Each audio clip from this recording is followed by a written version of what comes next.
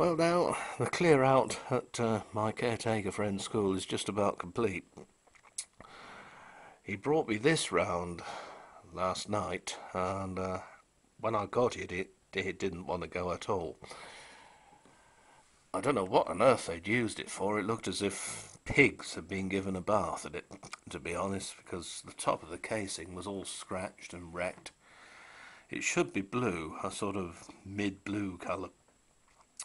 But what I've had to do is to very carefully cover it in wood effect vinyl, which, if anything, doesn't look too bad. It makes it look older than it is. This particular one was built in January 1986. Well, that's the date on the motor on the cassette deck mechanism, so you can say early 1986. There was, of course, for many years a tie-up between Philips and PYE, and if you've seen my red boombox by Philips, you'll immediately see the similarities with this one. It's just a Philips in another name. The speaker grills are slightly different. I've had to retouch the chrome on these to just to bring it back a bit. It's not as good as it should be, but it's a heck of a lot better than it was. Inside is a little 4-inch speaker with a very thin paper cone, and they're inside a plastic frame, but they don't sound too bad because the cone is so thin, I think, and they rely a lot on the resonance of the casing. These speakers came with or without the shiny dust cap. You may just be able to see peeping through there. Were also to be found in the Philips Stereo 200 record player and its mono equivalent. Now this thing has the long wave, medium wave, short wave and FM bands on here. It's a carbon copy of a Philips, as I say. The carrying handle there, band selector, and the almost inevitable telescopic aerial. When I had it, it didn't work. I tried putting a tape in, and it's servo assisted, this thing, and the belt was slipping, so of course it wouldn't work. But everything clips together, and once you've mastered how to do it, once you've done one, then it's not a bad job to do. They're quite easy to work on. All the slider controls needed the tiniest squirt of service oil to bring them back up, because they were all a bit scratchy. The radio is working fine anyway.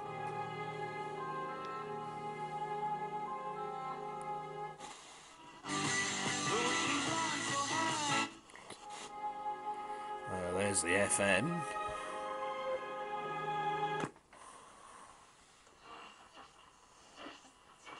England against Wales from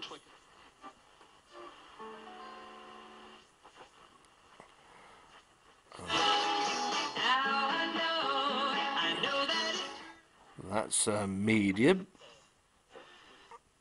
Minutes past 12. Can't get any foreign stations today, as unusual. You usually do. Might be because conditions are wrong out there. It's a bit too clear and bright.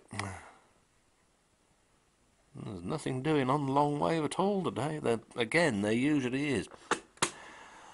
I shan't even try short wave because I know I won't get anything out of that.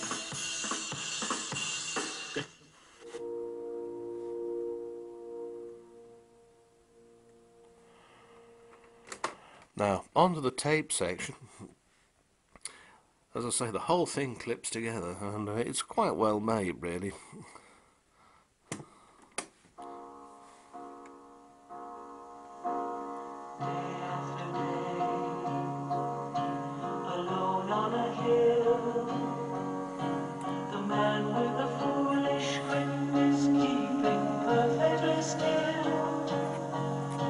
But nobody wants to know him. They can see that he's just a fool, and he never gives an answer. But the fool on the hill sees the sun going down, and the eyes in his head see the world still.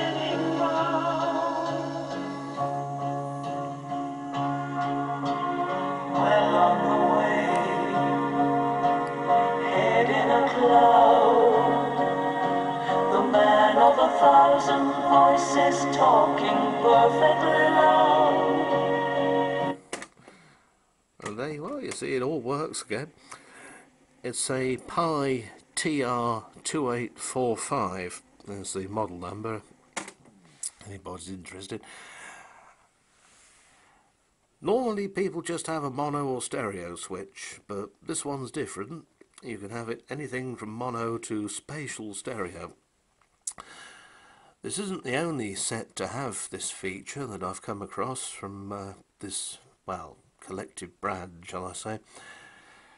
The rather bigger and posher boombox over there, the D8534, has the same thing. It's there, spatial or mono. That's quite a novel feature. Anyway, so that's another one saved from the Crusher, I suppose. It runs on the mains or on 6 C cells that go in underneath it. The only thing remaining to fix is the clip that secures this speaker to the set. Part of it's broken off, and I haven't got another clip for that, and I haven't got the broken off bit either. I haven't had a look inside the speaker just to make sure it wasn't somehow lodged in there and not clattering about. But no, I'm afraid Lady Fortune vomited again on that occasion. Anyway, see you again soon. I must fly. I've got a few things to do.